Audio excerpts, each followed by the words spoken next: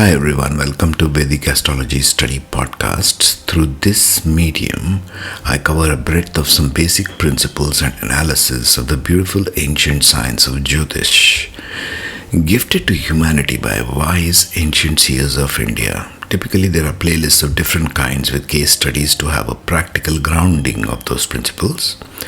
In this series, which will become a part of the Panchanga playlist, I am covering the science of Muhurta, or the timing of events, activities, dietary control, tuning your attitude to any given day of the month, since this is a lunar calendar. As per Vedic astrology, the human being should regulate their daily activities in alignment with the lunar cycle and the corresponding tithi of the day. You might say this is the beginning of the use of science of Jyotish consciously, with awareness and in full view of self and this space-time reality we find ourselves in. Since this deals with your everyday cycle of energies that each of us deals with on a daily basis, it's a good beginning point to start Jyotish with Panchanga study first, before you get to the charts part. If you do not know what your current tithi is, where you are on the planet, you can download the Jyotish app, which is indicated on the slide with its logo on Android or iPhone store. Download it, set its location to wherever you are on the planet. Then click on Muhurta and Panchanga part as is shown on the slide, and it will tell you the current Panchanga aspects, the Tithi, the Vara, the Karana, Yoga and Nakshatra, which is typically where moon is transiting over. Then use these series as a study material to guide your daily activities, diet, attitude for any given day. The way I shall cover each tithi here begins with the element and deity, followed by the energy of the day, what to do, what to avoid, suggested mindset, elementary, dietary consideration, and the content is covered both for Shukla Paksha and Krishna Paksha tithis. For the basics of this, see the previous tithi videos in this playlist. Let's get started. Now we come to Dvitiya, or the second part of the cycle, as shown in the pie chart over there. Okay, so the top part, as you can see, is the Shukla Paksha because it is going towards the waxing side, and the other one is Krishna Paksha going towards the waning side or the new moon. Let me read you some general notes and then we can get to specifics here. Dvitiya. What is the energy of Dvitiya? Energetic quality. Dvitiya is a Bhadra Tithi associated with earth element and stability. It carries the energy of cooperation and duality. Number 2, do the numerology also here if you wish. A day for good partnerships in practical matters. Think even Taurus. The presiding deity is Vidhata, form of Vishnu or Brahma as the ordainer of creation. These are energies of creation, folks. It is traditionally seen as ideal tithi to start new ventures. The Ashwini Kumars, or the divine twin physicians, think Ashwini Nakshatra for example, were born on this tithi, infusing it with healing and supportive vibrations. Overall, Dvitiya's energy is grounded, supportive and growth oriented. Recommended activities are beginning new projects or ventures. Dvitiya is considered to be auspicious for inaugurating projects, business or studies. It is literally recommended as an ideal tithi to start new ventures, quote unquote. Education and arts. This is a great day to begin music or art lessons or any learning endeavor. The stable energy supports steady growth of skills. Foundation laying. In Muhurta, Dvitiya is favorable for laying foundations, whether literally or for construction, or metaphorically for starting a new job or career. It's often chosen for starting construction of homes or other buildings, Vastu related work. If you don't know what Vastu Shastra is, you can Google it and check. The Indian science of aligning your home in your workspaces, all kinds of human living spaces according to the principles there. Marriage and social occasions. Weddings and engagements can be performed on Dvitiya if for other chart factors align. You have to consider other chart factors, okay? And it's considered auspicious for harmonizing relationships. Family get-togethers and strengthening bonds like Bhai Dooj, which is celebrated in the north of India. Sibling bonding is observed on Kartik Shukla Dvitiya. Travel and moving, good for short trips, moving into new residence, Griha Pravesh, As the day's steady energy bodes well for a smooth transition. Activities to avoid. There are a few taboos on Dvitiya, but one classical injunction is to avoid oiling the head or body on this day. Why? Oil stands for Saturn, isn't it? That's the element. You can go through the Saturn part in this channel. So oil, if you put, it slows down things. In other words, skip heavy oil massages, applying oil to the hair on Dvitiya. Don't add Saturn to it. Traditional lore suggests it may invite bad luck or health issues. Similarly, heavy oil-based tasks like lubricating machinery are sometimes postponed. Other than that, Dvitiya is broadly auspicious. Just ensure normal prudence, avoiding signing important contracts if Dvitiya coincides with inauspicious weekday. Like if Dvitiya falls on a Saturday, don't do it.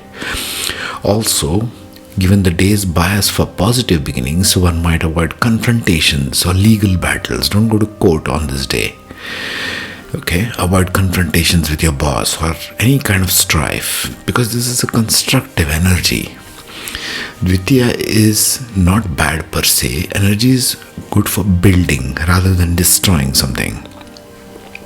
Suggested mindset, cooperation and balance.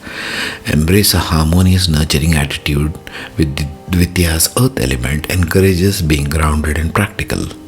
Work with others. It's a good day to form partnerships, resolve issues with closed ones. Cultivate patience. Number 2, energy supports teamwork rather than individual glory. A healing mindset is also beneficial since Ashwin Kumars, the rulers of Ashwini Nakshatra, influence this city. Focusing on health, helping others and doing charitable acts feels natural. Stay optimistic and balanced, as this day can amplify what you start. So start with positivity. Coming to diet now. Regarding the Ayurvedic science, Dvitiya's energy being earthy and stable means you can enjoy nourishing foods that ground you, like whole grains, root vegetables, balanced meals. Support the stable expansion of this energy of the day. If you are initiating health routines, consider starting a wholesome diet today. Avoid excessive oils or fried foods on this day. Interestingly, just as oiling externally is also discouraged. Don't bring Saturn when you are starting new stuff. Oil is Saturn. Instead, use moderate amounts of healthy fats, ghee or olive oil, and opt for easily digestible preparations. This can help maintain a clear, steady mind. Prevent lethargy. That's why I prevent that oil, okay? Saturn is lethargy, Saturn is oil. So don't use that on this day. Hydrating with herbal teas or warm water with a pinch of lemon can keep your system clear. So many videos on everywhere in social media about this, isn't it? Clearing stuff, having light foods and so on, according to culture. Overall, eat for strength and balance. Neither feasting nor fasting is specifically prescribed on this day for this Tithi. Now let's get into specifics. Now let's start with Dvitiya, the second step or the second day after the new moon, okay? After the new moon is finished, the second day, it's marked on the pie chart over there.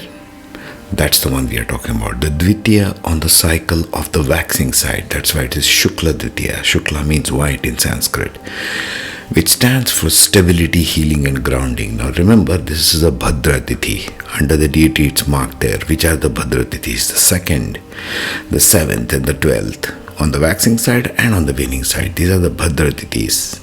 They indicate stability, practicality, cooperation and balanced outcomes. That's what you should plan your activities for. Muhurta is a science of planning your activities, diet and so on. Since ancient times this has been followed in India. Energy of the day. What's the energy of Shukla Dvitiya? Setting off the spark from Pratipada onto something more grounded. Now I covered this something in personality, how it manifests if you're born on Dvitiya. Now we are speaking of Muhurta, as in every month this happens. Once a month this will happen, right? Each one of these happens once a month. It's 30-day cycle. So stable, earthy energy is suitable for binding, harmonizing and strengthening. This is the energy of the day.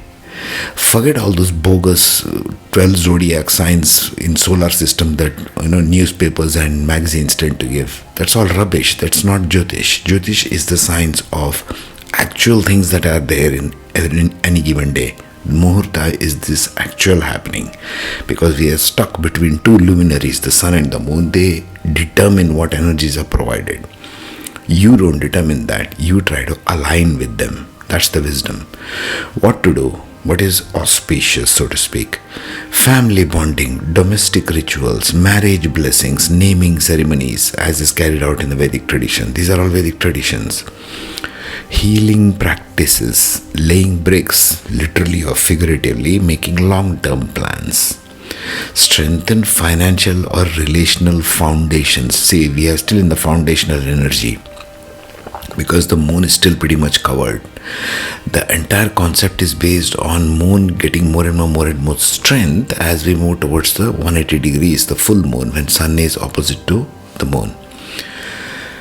So you should always tune yourself into, when understanding the tithis, you tune yourself into understanding, well, how much of moon energy do I have? How much of mind do I have? Is it still subdued by the soul, the sun? Because sun will cover up everything else, so your mind is clouded, not wanting to do things in the earthly plane. So don't do anything too far out. We'll come to that in the later tithis as we go forward in the month. What to avoid? Rushed travel or impulsive choices, confrontational debates that unsettle harmony. See, you are not going outward, see? These are all the hints. Risky speculation, unstable ventures. Be cautious not to do anything like that on a Shukla Dvitiya day. The moon is still pretty much covered, like you can see there. Suggested mindset is of steadiness, patience, and an ear for truth. Listening. It's not about always going on a verbal diarrhea. Listen on this day. Approach the day like earth, holding, nurturing, enduring, and slow, most of all. Slow and steady. Listen in. This is a time for listening in. Whatever people around you are saying, whatever you are reading, absorption. Diet and supported. Suggested mindset, okay, we are on that. Steadiness, patience, approach earth, okay. Lean on cooperation rather than competition. See, again, listening in. Listen to what people around you are saying on that day. Some hints you might get for your path. Diet and supportive. What to do and what to avoid in diets. Roots, vegetables, whole grains, nuts, grounding foods. Dairy in moderation, like milk and ghee, to strengthen the ojas. Ojas is your natural aura of the human body. Each one of us has one. You can Google it, GPT it if you want to research more on that. I can go on and on about that and start making stuff on that, but I don't want to bore you with that. Let's stick to the focus. Avoid stimulants and very light foods, airy foods that increase restlessness. Air is a moving element, isn't it? So very airy elements, gassy elements like beans and stuff, avoid on this day. That is Shukla Dvitiya. Now let's see Krishna Dvitiya.